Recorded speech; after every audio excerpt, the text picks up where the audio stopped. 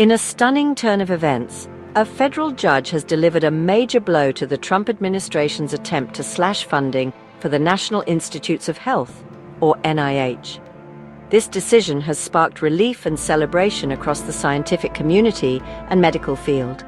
The proposed cuts, which had sent shockwaves through research institutions nationwide, have been put on hold, at least for now. The judge's ruling is a significant victory for the countless researchers, scientists, and patients who rely on the NIH's crucial work. The NIH, a cornerstone of medical advancement, funds groundbreaking research that leads to life-saving treatments and cures for diseases like cancer, Alzheimer's, and HIV/AIDS. This decision is not just about dollars and cents, it's about people's lives. The judge's intervention ensures that vital research can continue without the looming threat of devastating budget cuts.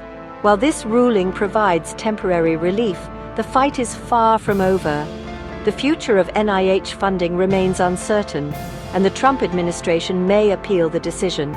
Stay tuned as this story continues to unfold. The Trump administration's rationale for targeting the NIH? They claimed the cuts were necessary to reduce government spending and eliminate wasteful overhead costs. Specifically, the administration proposed slashing the indirect cost rate for NIH grants. These rates, which typically average around 27%, cover essential expenses like research facilities, administrative support, and regulatory compliance. The Trump administration argued that these indirect costs were bloated and could be significantly reduced without harming research.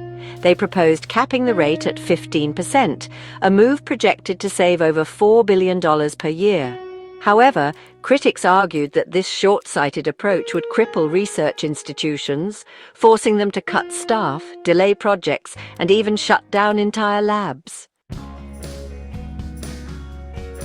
The proposed cuts ignited a firestorm of opposition from the scientific and medical communities. Researchers, doctors, and university leaders rallied together, arguing that the cuts would have a devastating impact on public health. They warned that critical research projects would be jeopardized, potentially costing lives and setting back medical advancements by years. 3 separate lawsuits were filed against the Trump administration, challenging the legality of the proposed cuts. The lawsuits, which represented dozens of research institutions, medical schools, and hospitals, argued that the cuts were arbitrary, capricious, and would cause irreparable harm to the nation's research enterprise. One of the lawsuits was even spearheaded by prominent conservative lawyer Paul Clement, signaling the widespread opposition to the cuts across the political spectrum. The judge's decision to block the NIH funding cuts was met with bipartisan applause. Even Republican lawmakers, typically aligned with the Trump administration, expressed relief and praised the ruling.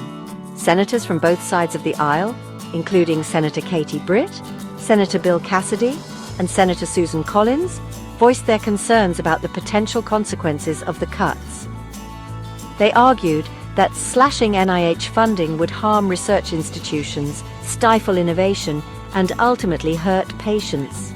Senator Collins, a key Republican voice on healthcare issues, went so far as to call the proposed cuts poorly conceived and warned of job losses and halted biomedical research in her home state of Maine.